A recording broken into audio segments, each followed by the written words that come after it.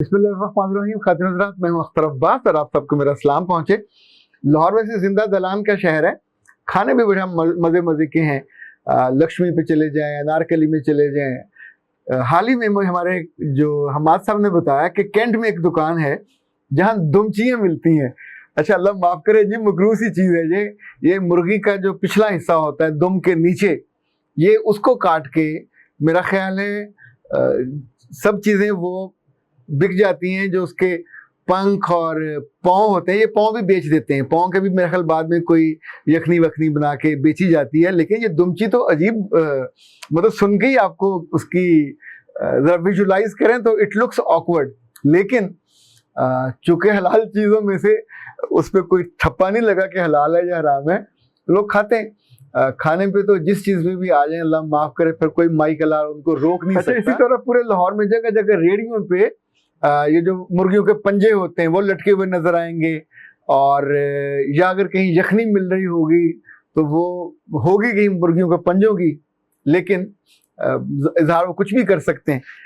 दुमची का इसलिए याद आया कि जब ये बारिश होती है तो जो मोटरसाइकिल और साइकिल आपके पास से गुजरे, अगर आप पानी से बच भी जाओ, गंदे पानी से, तो अगर मोटरसाइकिल और साइकिल की दुमची नहीं है, उसको दुमची ही कहते हैं।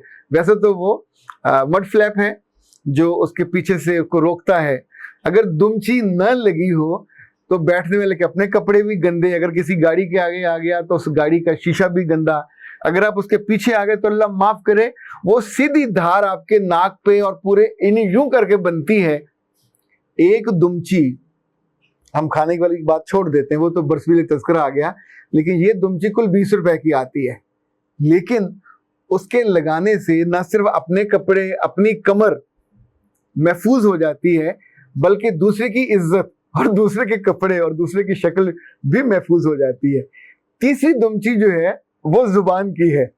बहुत सी खवातीन हज़रात अपनी जुबान पे दुमची नहीं लगाते।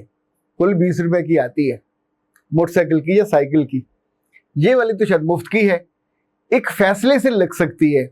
आप सोचो कि मैंने अपनी जुबान पे दुमची लगानी है कि जिसकी वजह से मेरी कही हुई कोई बात, उसके छींटे दूसरे के वजूद पे, उसके सामने या उसकी गैर मौजूदगी में ना पड़े।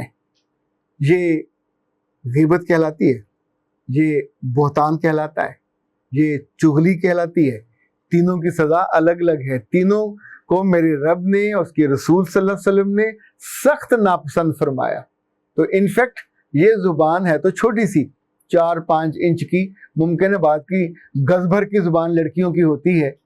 लेकिन मैं चूंकि इंसानी रिश्तों को जब देखता हूँ, इसमें बेशतर रुपए पैसे की कमी का शिकार नहीं होते, जुबान की दुमची ना होने की वजह से दिल टूटते हैं।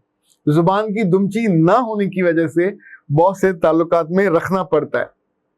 बहुत से खानदानों के चेहरे गंदे और ख़राब हो जाते हैं। ये दुमचियाँ जगह जगह इस्तेमाल होनी चाहिए। मुर्गी की दुमची की मैं बात नहीं कर रहा, ये वो दुमची जो रोकने के काम आती है या जिसको मड फ्लैप कहा जाता है। तो जुबान पे भी कुछ लगना चाहिए, आंखों पे भी कुछ लगना चाहिए, सोच पे भी कुछ लगना चाहिए। हाल ही में एक खातून ने तो पहले मैसेज किया, उसमें कहा कि मेरा नाम मत लीजिएगा, मेरी जो आवाज़ भी ना सुनाइएगा, लेकिन उन्होंने अपनी आवाज़ भेजी, मेरे पास रिकॉर्डेड है, और मैंने उनकी बात का एहतराम किया, रिगार्ड किया। ज़ाहिर है मेरी बच्चियों की तरह है सारी, तो लेकिन उनका कहना था ये बात ज़रूर सुनाइए। फिर आज सुबह एक खातून ने बहुत तफसील से बात की।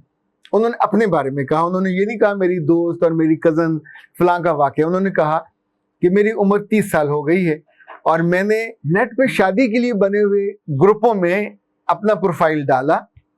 फिर एक साहब से मेरी दोस्ती हो गई, वो भी सरकारी अफसर हैं, ये खातून भी सरकारी अफसर हैं। अच्छा, उस बच्ची ने भी यही कहा था कि जो जो लड़कियां नेट पे बने हुए ग्रुप्स में, शादी के ग्रुप्स में अपनी तस्वीरें या प्रोफाइल डालती हैं, तो हमेशा कोई ना कोई लड़का एक संजीदा कैंडिडेट बन के उसके साथ बात में, तारुफ में आ जाता है। फिर जो पहला मरहला होता है, आप तारुफ को लंबा करते हैं, फिर उसकी आवाज़ अच्छी लगने लग जाती है, फिर उसकी मैनरिज्म अच्छा लगने लग जाता है, तो फिर कहते हैं अच्छा हम किसी रोज़ खाना खाते हैं। तो जब आप एक अनजान आदमी वो आपका दोस्त नहीं है, अजीज नहीं है, रिश्तेदार नहीं है, कोई लिहाज वाला मुरव्वत वाला नहीं है, एक अनजान अजनबी है कि जिसने आपको शिकार करने के लिए, अभी तक तो आप शिकार करने के लिए एक शिकार हो, वो शिकारी और आप शिकार हो, क्योंकि जितनी बच्चियां इस तरह के लड़कों के और औरतों मर्दों के काबू आई हैं सब शिकार हुई। अच्छा, अब खाना खाने गए तो वापसी पे आप उसके साथ बैठ गए, तो इसका मतलब है नो यू सरेंडर। अब आपने उसको वो रास्ता दिया जो सिर्फ उसका है, वो आपको छुए, वो आपको टच करे, वो आपसे कोई ऐसी बात भी कह दे कि जिससे आपके कान की लौ सुर्ख हो जाए। किसने आपको ये इजाजत दी और किसने आपको ये अकल दी कि एक अनजान आदमी के साथ एक खाना खाने के बाद उसकी गाड़ी में बैठ जाओ? बाज तो उसके बाद तकल्लुफ भी नहीं करते, कहीं ले जाते हैं आपको, ना आप चीख मारने के काबिल रहते हो, ना शोर मचाने के, ना पुलिस के पास जाने के, ना किसी को बताने के, और एक खाने के बाद अपनी करोड़ों की इज्जत लुटा के फारग होके आ जाते हो और वो दोबारा राब्ता भी नहीं करता। दूसरी सूरत में इस तरह के लोग अगर आप पहली मुलाकात पे नहीं मान रहे तो आपसे मुसलसल तवज्जो चाहते रहेंगे, आप पे खर्च करने लग जाएंगे, आपको तोहफे भेजने लग जाएंगे। बिलाखिर उन्होंने आपको किसी होटल में ही बुलाना होता है और आप अपनी माँ को बताए बिना, बाप को बताए बिना, वैसे अगर 30 साल की उम्र में, 32 साल की उम्र में भी आपको अकल नहीं आती, समझ नहीं आती कि आप अपनी शादी खुद नहीं कर सकते। इस उम्र में जब आप जॉब पे हो, सरकारी ऑफिसर हो या किसी अच्छी जॉब में हो, आप भागकर कैसे शादी कर लोगे? आप अपने घर वालों को इग्नोर कर सकते हो, सोसाइटी में अपनी बनी हुई इज्जत और वकार और जो इंपॉर्टेंस है उसको कैसे जाया कर दोगे? नहीं कर सकते ना। जो चीज फिजिबल नहीं है, वाइबल नहीं है, उसको आप करोगे कैसे? तो फिर बेहतर है कि आप अपनी सोच की दुमची उस पर मड लगाइए कि जो इस तरह की ऑफरें जब आपको आए, ये कीचड़ है जो बज़ाहिर आपको बहुत अच्छा लग रहा होता है, आपकी ज़ात, आपके चेहरे, आपके किरदार सब पे पड़ता है। अच्छा, ये इत्तेफाक से ये दोनों बच्चियां जिन्होंने ये बताया, ये खुद उसमें इन्वॉल्व हुई, खुद इन्होंने भुगता, सहा। चूंकि जब हम उंगलियां जला के बताते हैं कि ये कोयले हैं, अगर तुमने ऐसे करके हाथ रखा तो लिहाज नहीं करेंगे, जला देते हैं। कोयला उठा के आप जुबान पे रखो तो भी वो जला देगा, कोयला उठा के आप गालों पे रखो तो भी जला देगा। कोयला तो बाबा कोयला है, जहां रखोगे उसका काम जलाना है, जला के रखेगा। एक ऐसा आदमी जो आपके खानदान तक नहीं पहुंचा, अगर वो सीरियस कैंडिडेट है तो हफ्ते 10 दिन के बाद उसको अपनी माँ को, अपने वालिद को, अपने बहनों को आपके घर भेज देना चाहिए।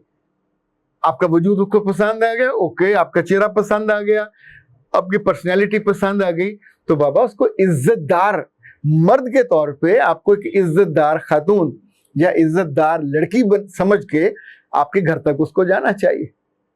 अब वो ये रास्ता इख्तियार नहीं कर रहा तो उसकी जो सोच की गंदगी है, उसके जो सोच के अंदर गलाजत है, उसका इजहार, उसकी कीमत आप चुकाओगे, वो नहीं चुकाएगा। बाद में जब सब कुछ लुटा हो जाए, नुकसान हो जाए, तो फिर आप 4 लड़कियों के बीच में बैठ गए, ये मर्द बड़े गंदे होते हैं, ये लड़के बड़े गंदे होते हैं, ये नेट पे बनने वाले ग्रुप बड़े गंदे होते हैं, होंगे गंदे। उनको अलाउ किसने किया? उनमें गया कौन? आप। तो आपने अपना मर्द भी नहीं लगाया। जब आप बाहर घर से जाते हो, मैं कितनी ऐसी लड़कियों को जानता हूं, बहुत पढ़ी लिखी, लेकिन घर से बाहर निकलते हुए अपने खूबसूरत चेहरों पे वो इतना सा नकाब लेती हैं, अपनी आंखों पे ग्लासेस, गॉगल्स ले लेती हैं।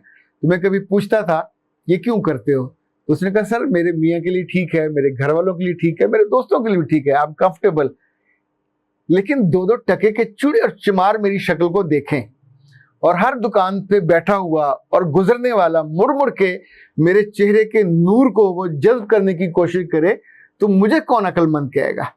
तो इसका मतलब है उसने अपने अमल पे एक मड फ्लैप लगाया और अपने आप को बचा लिया। इसी तौर पे जिंदगी में हर बंदा जो आपके कानों में रस घोले, जो आपकी तारीफ करे, जो आपको ये बताए कि जो 30 साल तुम्हारी शादी नहीं हुई अब मैं कर लूंगा, और जब आप उसके साथ आगे इन्वॉल्व हो जाओ और वो सारी हदें क्रॉस कर जाओ, तो एक सुबह वो आपको बताए कि मेरे खानदान ने मेरी किसी और जगह कर दी थी, मैं तुमको बता नहीं पाया, तो शादी मेरी को हुए 2 बरस हो गए।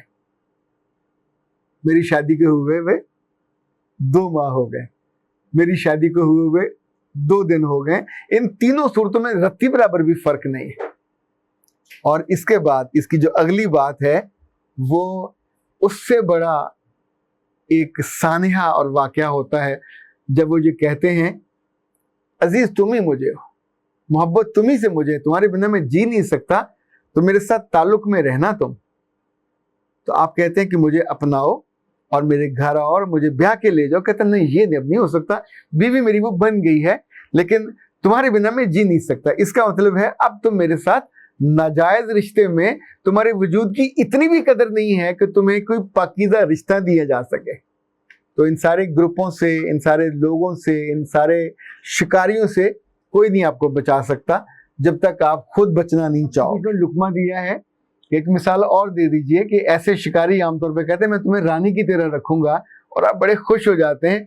बाद में पता चलता है कि रानी उसकी पुरानी बीवी का नाम है और आप उसकी तरह वो आपको नहीं रखता। हमेशा अपने गिर्द अपने मड फ्लैप जरूर लगेगा। आप दुमची नहीं कह रहा, दुमची शुरू में ठीक था, पर यहाँ तो मड फ्लैप ही आएगा। आपकी हिफाजत करना किसी और के ज़िम्मे नहीं है, आपके ज़िम्मे है। मोहतात होना आपके ज़िम्मे है, लोगों को पहचानना आपके ज़िम्मे है। ऐसे मकरू फितरत लोगों को जो मुफ्त की जगह जगह याराने गांठने के लिए और डोरे डालने के लिए ये एक वक्त में कई घरों को ख़राब करने, कई वजूदों पे इनकी नापाक निगाह होती है, और उनको साफ और पकीज़ा लड़कियों को, सोच को, उनके वजूद को, उनकी ज़िंदगी को ही गंदा कर देते हैं। और वो बेचारी अकेले में भी अपनी कदर नहीं कर सकती, अपनी इज्जत नहीं कर सकती। अल्लाह न करे कभी किसी बच्ची पे ऐसा लम्हा आए। इन सब दुमचियों से बचें और अपने आप को बचाएं। अख्तर अब्बास को इजाज़त दीजिए। अस्सलाम।